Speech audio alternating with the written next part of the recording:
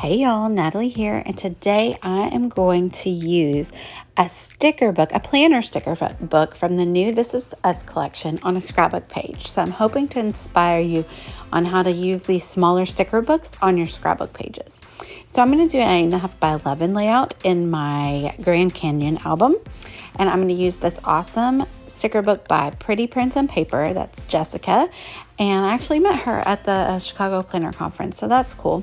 But these are really gorgeous purple, blue, turquoise, kind of galaxy looking stickers with gold foil. So I have a lavender 8.5 by 11 page there. I have it gessoed with clear gesso, and I decided that I was going to take all of the rectangles and use them to make a grid layout. So I punch out a bunch, and I think I'm going to just do purple because it's mimicking the colors in the Grand Canyon. But then I'm like, no, that's not enough. I want to add in the other colors. So I go through and I pull out all of the rectangles in all different sizes that are blue and turquoise, and basically the ones that didn't have words on them.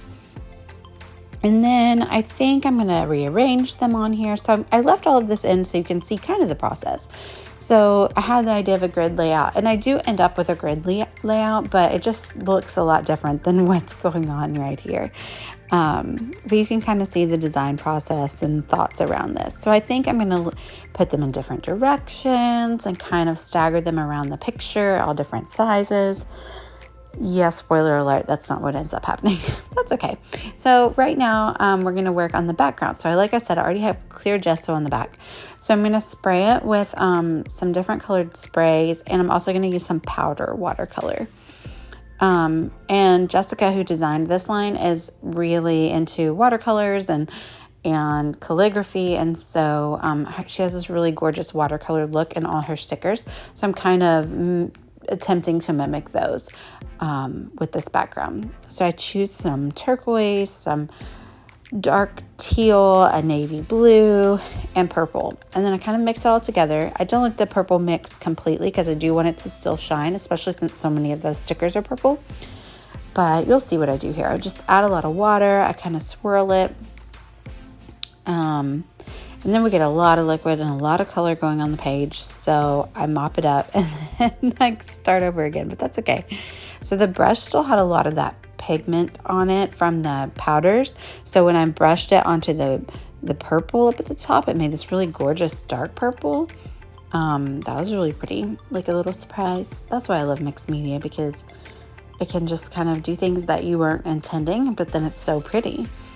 So I'm gonna roll it up, and you can see it kept the imprint of the paper towels, but you can soften that up with more water.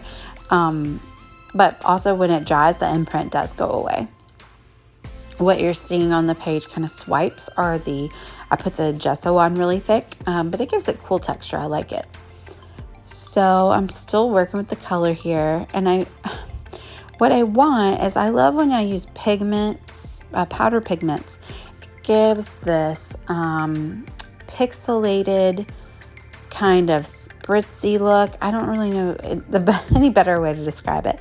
What it's doing there, do you see how I sprayed it? And so you can still see how the little pixels just spread a little bit. I love that look. So I try to keep that going. And so I did 3 little spots, and I added some water so it would kind of expand a little bit. And then I dabbed up most of it. But I'm going to set it aside to dry so that it dries pretty heavily pigmented, because I do want a lot of that color still on there. So what you have to do is you let it pool and let it dry naturally instead of sopping it up. So while we wait, I am backing the stickers with some foam, and then I'm taking my embossing powder. It's to get the static out when you're embossing. And I'm using that to make the back of the stickers not sticky anymore, because I wanted them to pop up. So I don't want the edges to stick to the paper because I've popped them up. Well, I don't want them to stick down on their own, right? So I dry off the background. I'm super happy with how it looks. And now I'm going to work on how I want that grid to look again. So we put everything back on, put the photo back on. I really like that strip. I'm definitely going to use that strip on the side. And so I start building it again. And I basically just decide less is more. This is a time when less is more, especially because it's 8.5 by 11. If it were a 12 by 12, we had more room to work with. But my Grand Canyon album is 8.5 by 11, so it just didn't feel right to add all of these in. So you'll see me put them on here, and then I end up taking them all off. But that's okay. I have them popped up, and I can use them again on another layout. I could do like a companion piece on the opposite page of this layout. There's an idea. I might be doing that soon. So you could see I was trying to make it work for a minute, but then also it covered up a ton of the background work. And I know that a lot of times when we do mixed media, it does get covered up, but it was covering up too much. So it was really pretty. I did want it to shine a little bit. So I go simple here, and I decide just to do a simple grid with 4 rectangles on the left and the strip on the right. And then I do love that purple, and I love how it mimics the look of the Grand Canyon. There's a lot of purples in the Grand Canyon in the rocks. So I definitely keep those 2 in, and then I'll offset it with the blue to kind of tie in with that strip on the right there. So now we're ready to stick everything down. I've also popped up the photo so that it would be equal with the stickers that I had popped up. So isn't this such a fun way to use a planner sticker book? Like, I don't know, it's like a little challenge that I give myself because I'm not working in a planner right now. I've done a memory planner in the past, and I love it, and it's fun, but I fluctuate. I don't ever finish things like that, and I'm okay with that about myself. So right now we're working on scrapbook pages. That's what we're doing. So yeah, so I just kind of tried to get it even. They're a little bit longer. If I were printing at home, this picture was already printed, but if I were printing at home, I probably would have made it to where it was equal with those 2 photos. I'm sorry, those 2 stickers. But that's okay. I like how it ends up looking. And actually, I'll end up embellishing it, and it works.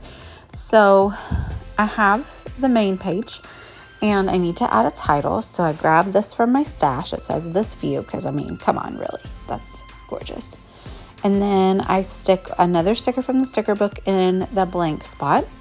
And then these are so cute, and they kind of have like the feel, like the southwestern feel with those strips of diamonds and triangles. So those are great layering pieces. So I add one more purple one over there next to the strip. And then I grab some of I think it's called Great Outdoors collection from Paper House. Oh, sorry, I grabbed these enamel cactus stickers first.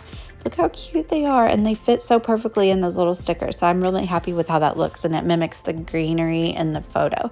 So that's from the Great Outdoors collection, and I add a couple stars and arrows from that collection, and then we're about it.